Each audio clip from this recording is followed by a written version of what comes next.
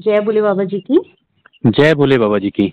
Sir, Shri Amarnath ji यात्रा पर जाने वाले भक्तों की यात्रा को लेकर कुछ सवाल आ रहे हैं। तो जिसमें से जो सबसे पहला सवाल है वो ऑन स्पॉट रजिस्ट्रेशन को लेकर है। वो तो ठीक है, अगर ये सवाल हो ना कि बाबा जी अंतर ध्यान हो गए हैं, हमें क्या करना चाहिए नहीं करना चाहिए, तो उसके लिए मैं वीडियो बना चुका हूँ। वो सवाल मुझसे मत पूछना प्लीज, ठीक है?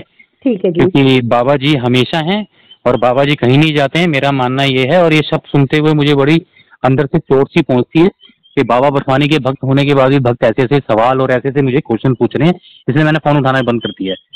क्योंकि बाबा जी कहीं अंतर ध्यान नहीं होते हैं, बाबा जी हमारे अंदर है भैया, हमेशा हर कण कण में है। ठीक है? तो ठीक अगर है कोई जी। शिव भक्त है, अगर उसके अंदर ये ऐसे भाव हैं कि बाबा जी का शिवलिंग मिलेगा जब भी मैं दर्शन करूंगा वही बाबा जी का रूप है, तो पता नहीं बाबा जी ने उसको किस रूप में दर्शन दिए। मेरा मानना तो यह है कि हर जगह बाबा जी हैं, हर जगह। आपके अंदर भाव होने चाहिए, देखने के सेवा के भाव होने चाहिए, हर जगह बाबा जी मिलेंगे। हाँ जी, पहला क्वेश्चन पूछो आप अपना। जो पहला क्वेश्चन है वो है सर कि यात्रा को लेकर ऑन स्पॉट रजिस्ट्रेशन कहाँ कहाँ पर हो रहे हैं और क्या अपडेट है अभी ऑन स्पॉट देखो, रजिस्ट्रेशन अभी पर। तक का जो अपडेट है, जम्मू में टोकन मिलने शुरू हो गए हैं, जौहर जम्मू में। आज शायद स्टार्ट भी हो जाएंगे। तो सिर्फ जम्मू में का अपडेट आया मेरे पास, पहलगांव पंथा चौक का कोई अपडेट नहीं है। कोई यात्री जाएगा तो भेजेगा तो हम वीडियो बना के डाल देंगे। तो ओनली जम्मू में टोकन और रजिस्ट्रेशन स्टार्ट हो गए। ठीक है, तो कितना टाइम लगेगा ऑन स्पॉट रजिस्ट्रेशन में, कितना अभी कोई टाइम लेके अपडेट नहीं है, जाएंगे। भीड़ बहुत ज्यादा है। तो बहुत हमने वीडियो भेजी भी है आपको, आपने डाली भी होंगी यूट्यूब के ऊपर। हम्म। बहुत ज्यादा भीड़ है। तो अभी नहीं कह सकते हैं कि एक दिन लगेगा, 2 दिन लगेगा। और मेरे हिसाब से टोकन लेना, रजिस्ट्रेशन कराने में अभी कम से कम भी अभी शुरुआती दिनों में 3 दिन लग जाएंगे। ठीक है जी। सर, जो दूसरा सवाल है भक्तों का वो है कि जो एडवाइजरी जारी हुई है तो उसके मुताबिक कॉन्वॉय के साथ यात्रा करना जरूरी है, तो क्या ये सच है कि हमें कॉन्वॉय के साथ ही यात्रा करनी है। बिल्कुल कोशिश ये करें 99% कि आप कॉन्वॉय के साथ यात्रा करें। लेकिन कॉन्वॉय के साथ यात्रा करने में कुछ चीजें हैं जो कि अलग से हैं। जैसे कि आपको एक दिन पहले पहुंचना पड़ेगा, एक दिन एक्स्ट्रा चाहिए आपको कॉन्वॉय के साथ जाने के लिए।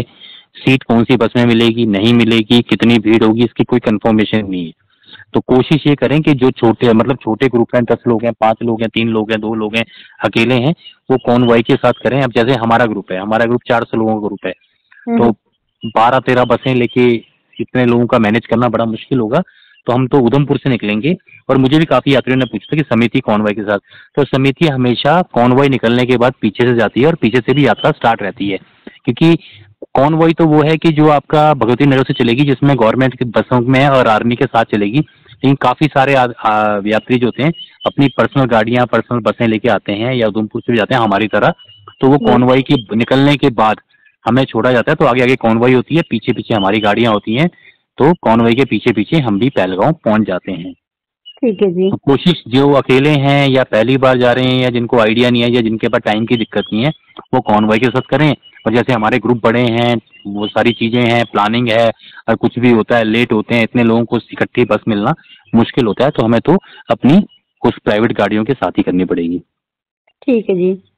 सर, जो अगला सवाल है वो है कि समिति के साथ यात्रा पर जाने वाले कुछ भक्तों का सवाल आ रहा है कि इस बार ये समिति का स्टे पॉइंट कहाँ कहाँ पर होगा। जो यात्रा प्लान है उसके अकॉर्डिंग ही रहेगा या कुछ चेंज पॉइंट रहेगा।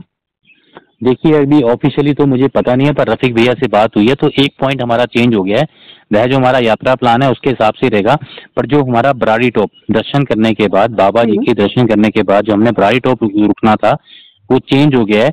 अब बालटाल रुकेंगे हम। क्योंकि उसका कारण ये बताया कि ना ही बाबा जी की गुफा पे, ना ही बराड़ी टॉप, ना ही रास्ते में कहीं और टेंट लगाने की परमिशन मिली है। रीजन है कि भारी बारिश के चलते लैंडस्लाइड होना और यात्रियों को बीच में रुके रहना और वहां से निकालना काफी मुश्किल होता है। इसलिए हम्म। सीधा दर्शन करके यात्री या तो पंचतरनी जाएं या फिर नीचे बालटाल आए। ठीक है? तो हमारा भी शायद अभी कंफर्म नहीं है, लेकिन रफीक भैया ने बताया कि उनको परमिशन नहीं मिली है और उनके टेंट भी नीचे बालटाल में लगे हैं। बालटाल मतलब बालटाल तो आ गया 2 मील में, जहाँ पे यात्रा शुरू होती है।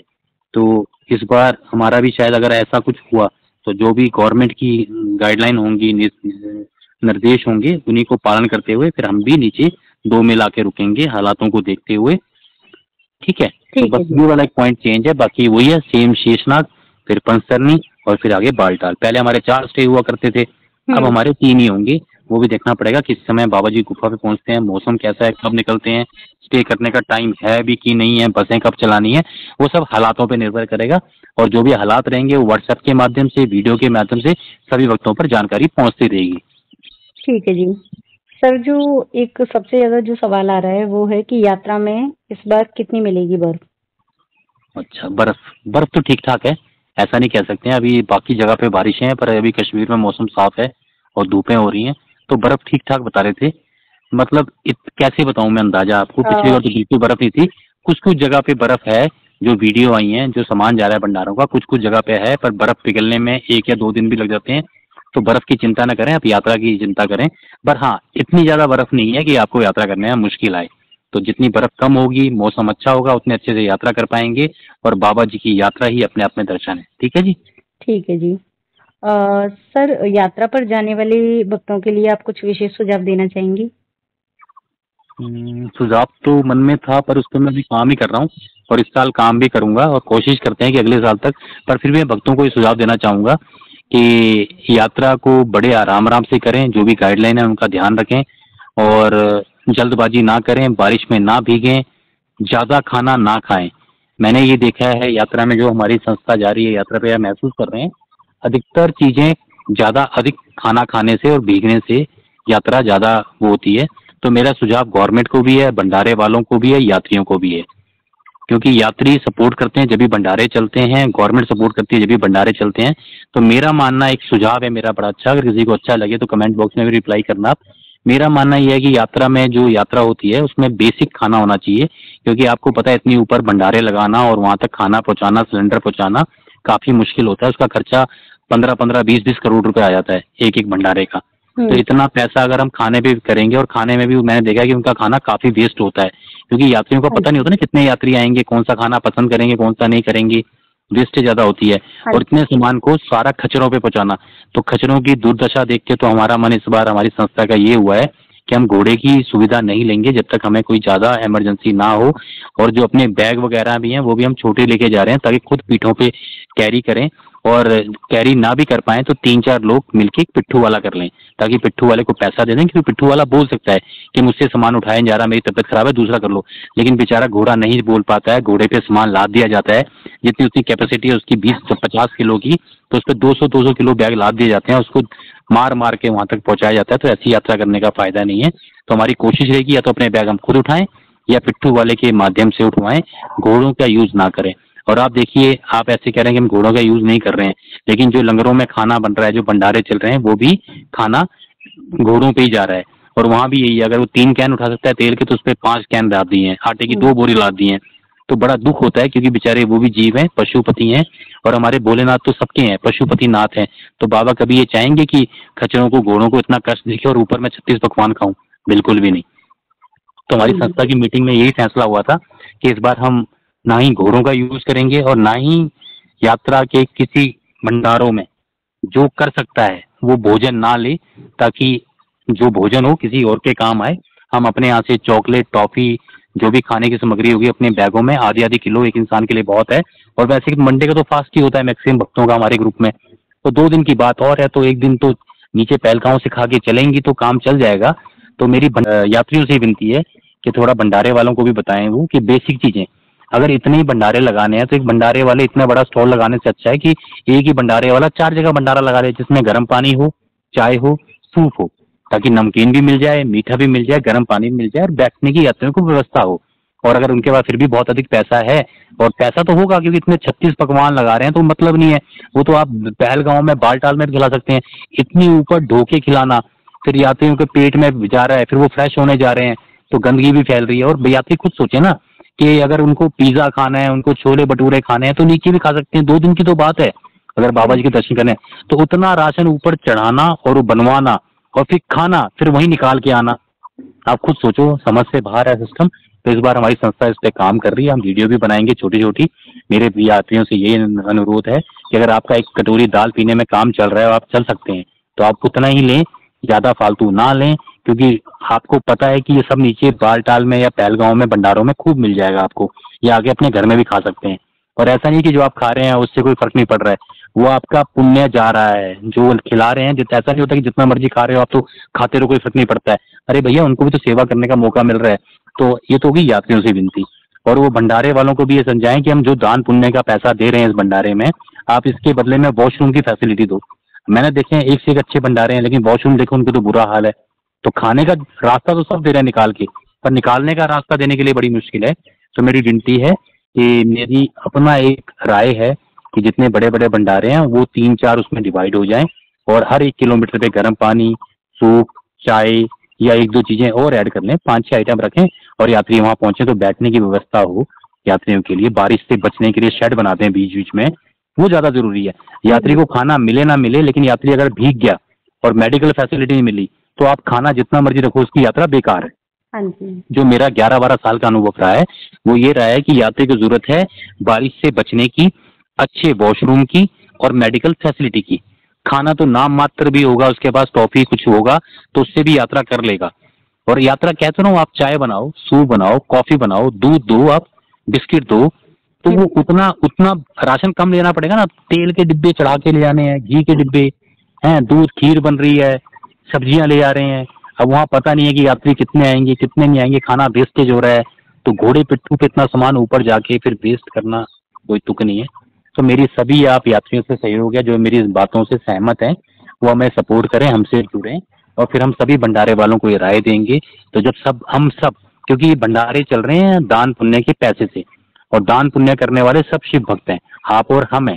जब हम इस चीज के लिए दान करेंगे ही नहीं कि जो भंडारे वाले सिर्फ ये बना रहे हैं हम उनको डोनेशन देंगे, या जो मेडिकल, क्योंकि खाने से ज्यादा जो यात्री पहले यात्रा कर चुके हैं, खाने से बहुत ज्यादा जरूरत है वॉशरूम की।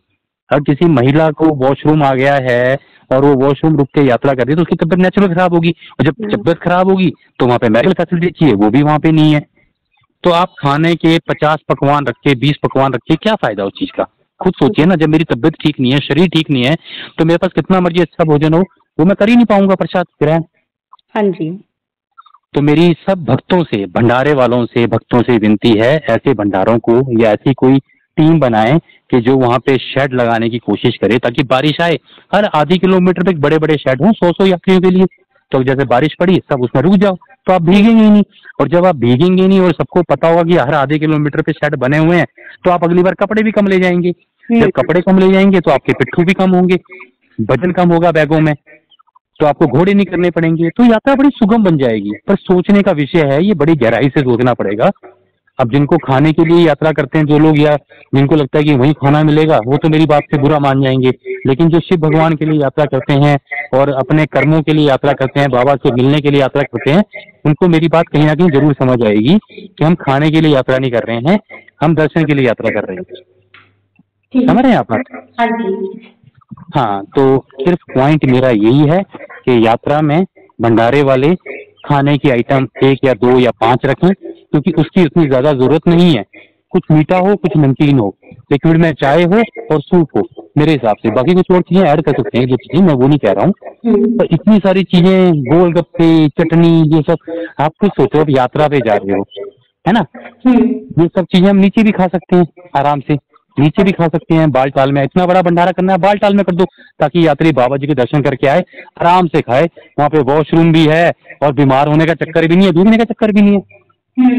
पर इतनी ऊपर वो खचरों पे सामान चढ़ाना, फिर वहां बनाना सिलेंडर पे, इतने हाई टेम्परेचर, ठंडक में जहाँ जो खाना नीचे 1 सिलेंडर में बन रहा है, ठंड में वो खाना 3 सिलेंडर में बनता है। फिर प्लेटें गंदी हो रही, उनको धोने के लिए आग जला रहे हैं, वहाँ पोल्यूशन हो रहा है। तो मुझे लगता नहीं है यात्रा ना यात्रा की तरह होनी चाहिए। जैसे अभी हम श्री महादेव की यात्रा, किन्नौर कैलाश यात्रा है, ये यात्रा मणिमहेश की यात्रा है, वहाँ भंडारे हैं, तरपाल है, दाल चावल मिल रहा है, खाओ और आगे चलो। ज्यादा ब्रेड और चाय मिल रही है, चलो आगे चलो। वही होना चाहिए, बेसिक नीड होनी चाहिए यात्रा में। वहाँ पे इस तरह से नहीं होना चाहिए, मेरी अपनी राय है। हो सकता है मैं गलत हूँ, मेरे को इतना ज्ञान ना हो, तो किसी के पास इस बारे में ज्ञान हो तो इसे कमेंट बॉक्स में कमेंट जरूर करना। बाकी अगर मैंने कुछ गलत कहा हो तो मैं भोले बाबा जी से माफी मांगता हूँ, क्योंकि मैं अपनी राय दे रहा हूँ और बच्चा हूँ उनका। हो सकता है आने वाले टाइम में ये चीजें इम्प्लीमेंट हो या कुछ गलत हो तो मुझे यात्री बताएंगे, तो हम इस पर आगे विचार करेंगे। ठीक है जी? ठीक है। तो इस बार तो हमारा सबसे बड़ा जो हमारी संस्था का प्रण है वो यही है कि हम इस यात्रा में घोड़ों को कष्ट ना दें, बिल्कुल भी ना दें बेचारों को कष्ट, चाहे वो भंडारे के रूप में खाना खाने के, चाहे अपने सामान के रूप में। अगर हम यात्रा करने जा रहे हैं तो पूरा पुण्य अपने साथ और अपने हाथों पैरों से, जो शरीर ईश्वर ने हमें दिया है, उसका यूज करके करें, ना कि किसी की मदद लेके, जब तक कि ज्यादा जरूरत ना हो। ठीक है। बाकी इस टॉपिक पे ज्यादा बोलूंगा तो बहुत ज्यादा बातें हो जाएंगी, पर जल्द ही इस पे हम एक बार ट्रायल कर रहे हैं इस बार, अगली बार से हम इम्प्लीमेंट करेंगे। फिर हम अपने चलते फिरते भंडारे में भी कुछ ऐसे इम्प्लीमेंट करेंगे कि उन पैकेटों को बड़ा किया जाए 250 ग्राम या आधे किलो का, ताकि इसमें सारा राशन ऐसा डाला जाए कि बंदा उस पैकेट के दम पे पूरी यात्रा कर ले और पॉल्यूशन फ्री यात्रा हो। ठीक है जी। ठीक है जी। ठीक है जी। जय भोले बाबा जी की। जय भोले बाबा जी की।